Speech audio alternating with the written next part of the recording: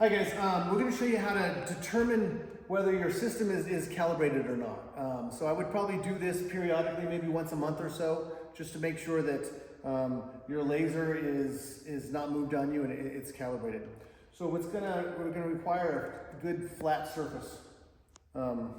And I've got my bumper jig and my fixture set up. We have our calibration cable here.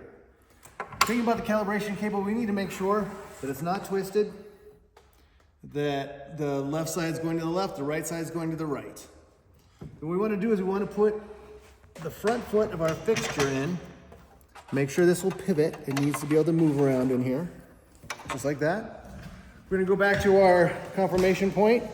We'll put one of the legs in, same thing, we need to get it so it's pivoting and it floats freely in there, and then this one. Okay. All right. So what we want to do is we want to take one finger on this guy and just push it back till it's tight. And you'll know it's tight because the cables are actually leaving the surface that we're working on here. I'm going to turn my laser on. I don't really care how high the laser is going right now. What I want to look at is this notch here, this bottom notch. So I can see right now this laser is off just, maybe 3 or 4 millimeters off to the left. So I think we'll go ahead and adjust this one. Again, we need to keep this tight because that'll tell us where we are with that laser. All right, to adjust this guy now, we actually have 3 screws. We have a set screw here. This thing locks everything into place. So I'm going to loosen this. Just give it maybe a turn, just to loosen it up. Okay. Now, since the laser is off to the left, what we need to do is we need to push the laser from the right, and that should straighten it out. So we have 2 screws. We have a screw on the right side and a screw on the left side. We're going to need to loosen this one because right now it won't move this way because this screw is prohibiting it from moving. So I'm just going to loosen this a turn or two, just a little bit. And if you notice the actual laser line, yeah, it's about the same place it was. Now I'm going to go to the other side and I'm going to keep pressure on this with my finger and I'm going to slowly tighten this.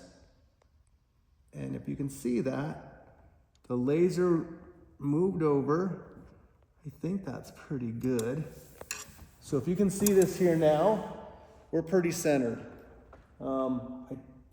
I like that. I think that's pretty centered. I wouldn't worry about this part. This really isn't that important right now. It's really this one. If you want to, you're more than welcome to hold this in place and push this over, but it's really not important. We're not checking the vertical of this laser. We're just checking the moving back and forth, the horizontal of this laser. So we really want to get it locked in here. So I think that looks pretty good to me. So what I'm going to do is I'm going to make sure that both of these back ones are snug.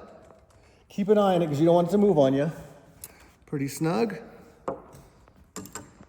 This one's pretty snug. Keep that pressure on it so I can see right where it is. And then I'm going to lock this guy into place. And all I'm going to do is, it doesn't have to be super tight, just enough, just a little bit of pressure. You are going to be using a 3/32 hex wrench. But that is how we check the laser to see if it's calibrated, and we did a slight calibration as far as the horizontal. If we do need to calibrate the rest of the laser, if vertically we're off, then let's go ahead and check out the video on calibrating lasers. There's about a 10-minute video.